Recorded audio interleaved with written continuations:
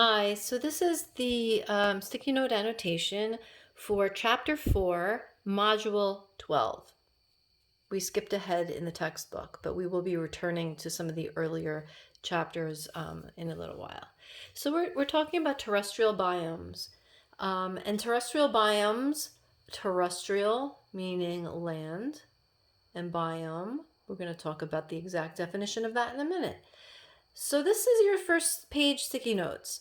So on this page, what they're talking about is that climate affects the distribution of species on the planet. So terrestrial biomes are defined by the dominant plant growth in that biome because only certain plants can grow in certain climates. That's survival, right? So here they give an example of deserts and cacti. So cacti have evolved to withstand hot, harsh, dry climates. And this is a great adaptation to their biome because they have the ability to store water in their tissues. So they use that as an example. And here's some pictures of the two different types of cacti. You can read the caption there yourself.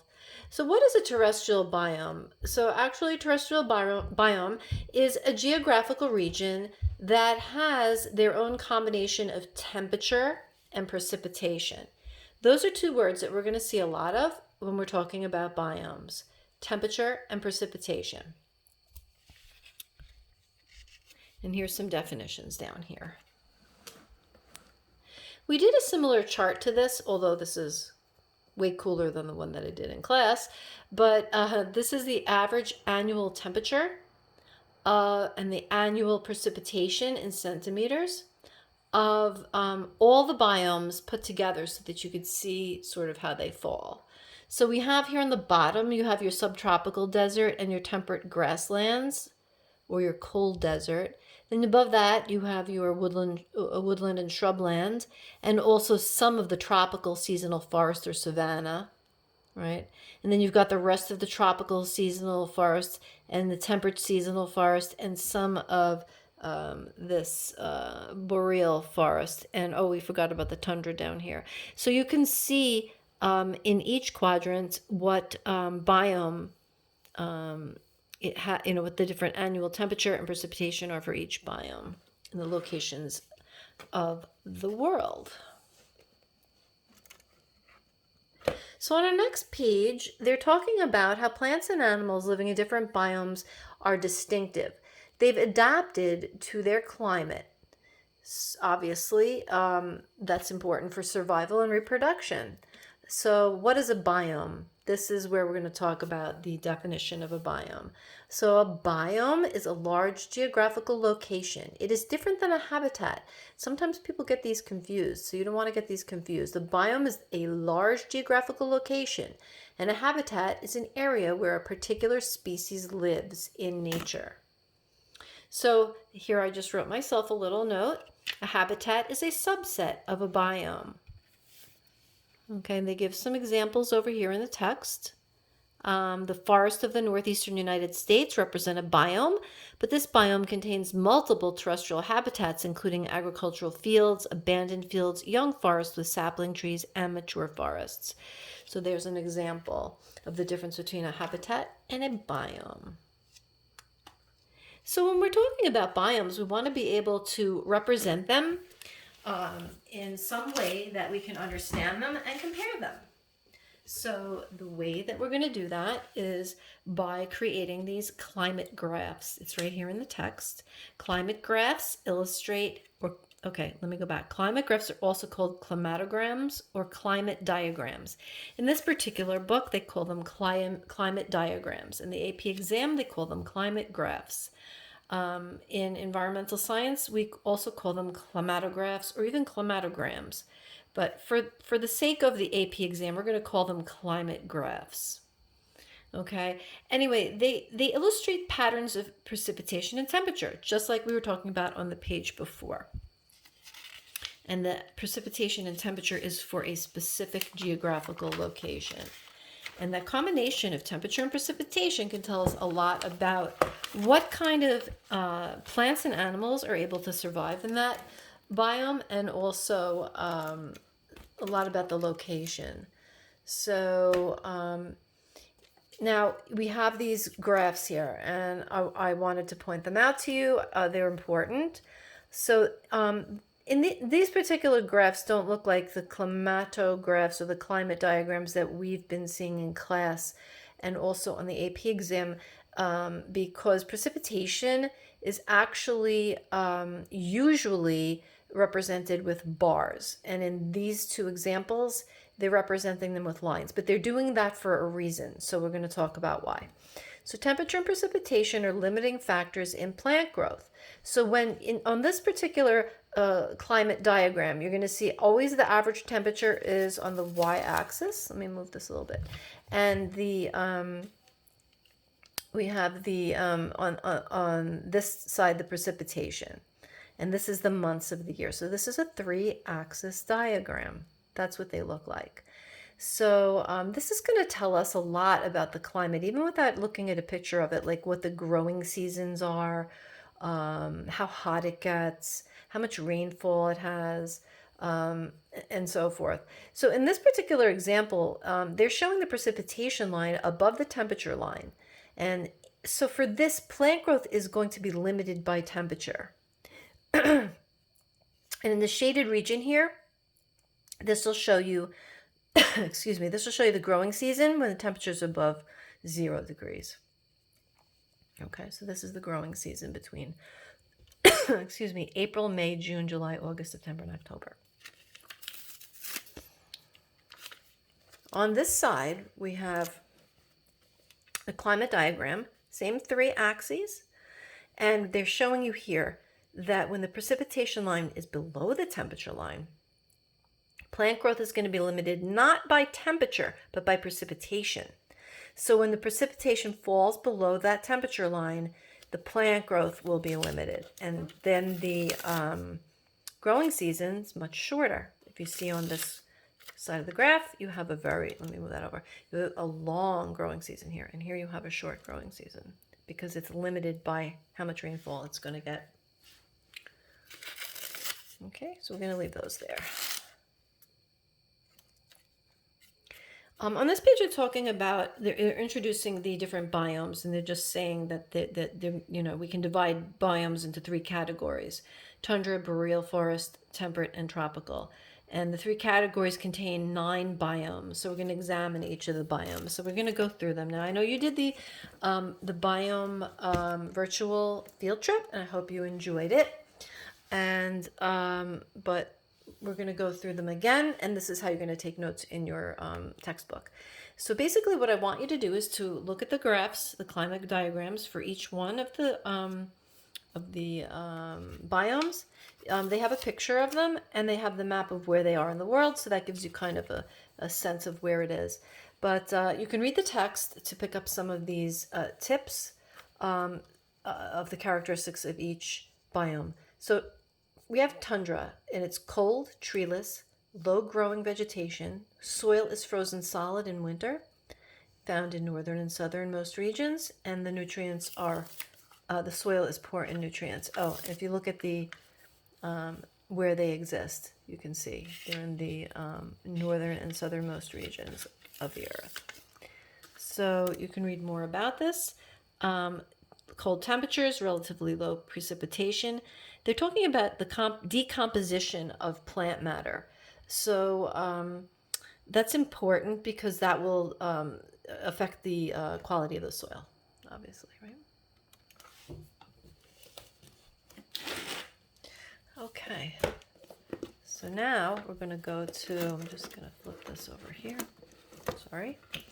Now we're going to go to the taiga or boreal forest, where we have coniferous evergreen trees, short growing seasons, there's a picture of it, cold winters. You'll find this between 50 degrees north and 60 degrees north latitude in Europe, Russia, and North American parts of North America. You see it right here. Okay. And there's the climate diagram. You can see the growing seasons, and you could see that This one is actually the plant growth is going to be limited by the precipitation in this. And you can read more about this, and you can read about the common species and all this. So we also want to be a little bit focused on the what the threats are to the environment, to these biomes, the human impact threats. So we're going to start talking about those. Temperate rainforest, we have moderate annual temperatures, high precipitation, mild summers and winters, and the world's tallest trees. Ferns and mosses survive in poor soil. And then we have the human impact threat is logging and clear cutting. There's a picture of it, and it talks more about it here. So you can read about the sequoias and the redwood trees, tallest trees in the world. And then we have the next one is a temperate seasonal forest, and it says here with over 39 inches of annual precipitation, and it's found in the United States, Japan, China, Europe, Chile, Eastern Australia. Away from the moderating influence of the ocean, these forests experience warmer summers and colder winters, and that has to do with the high specific heat of the water. But you can see where it is there. Agriculture is a large threat in this particular biome. The next one is the woodland and shrubland. And I'm going to talk more about that on the next page because we have a picture. So for the woodland and shrubland, you can see here, picture, and you can see where it is, right? So one of the places that we know about this is in California. We have a lot of right now, actually, there's a lot of fires, and so a lot of things are burning, and it's causing a huge problem. So it's because they have very hot, dry summers, mild, rainy winters. So we have different places where this occurs, as you could see. So Southern California, coast of Southern California is there, and it's called chaparral.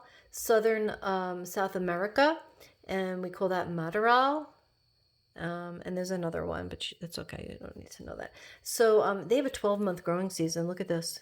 12-month. Oops, I'm sorry. I can't see that. 12-month growing season. And but the thing is that they have wildfires and drought, and the soil is low in nutrients. And the threat for that one is grazing animals, but mostly human development. Okay, next we have temperate grassland and cold desert. We have cold, harsh winters, hot, dry summers. And we're talking about the Great Plains of North America. We call those the prairies, right? And then there's other places on Earth that we have Asia and Eastern Europe, and also South America, parts of South America. The growth here of plant matter is constrained by the lack of precipitation and the cold winter temperatures. However, the soil is nutrient rich, and the biggest threat is the agriculture. And so we saw a little bit about that when we were watching the Dust Bowl, the environmental effects of the Dust Bowl. Oops. Okay, we're almost done. So now we have the tropical rainforest. We have a warm and wet climate. The biome is found between 20 degrees north and 20 degrees south of the equator. And that would be like right around here, see? And that we have high productivity, high biodiversity, poor soil, because it has a distinct wet and dry seasons. And so the seasonal movement of the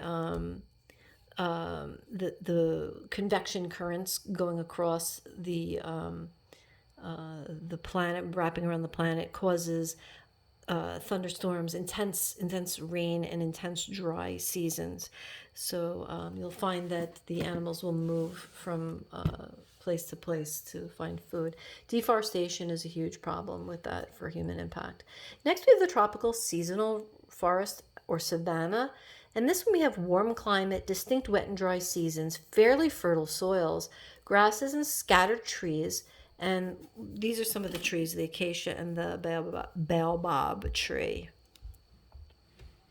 And then we have the subtropical desert biome, which is hot, dry temperatures. Let me move that over. Slow growth vegetation. Mojave Desert is an example. The biggest human impact threats are climate change and underground water draining for humans, for human use. Okay, and the subtropical desert is a biome that is found at 30 degrees north and 30 degrees south of the equator. Okay, so those are our biomes. Now, the last thing I want to do is to go through this little chart with you on the back of this chapter. And this is organic matter inputs among terrestrial biomes.